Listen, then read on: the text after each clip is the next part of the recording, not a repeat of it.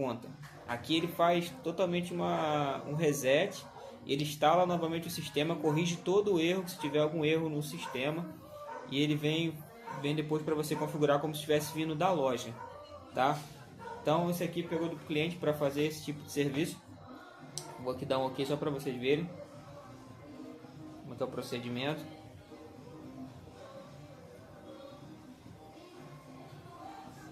Ele mesmo vai dar o reset, tá, pessoal?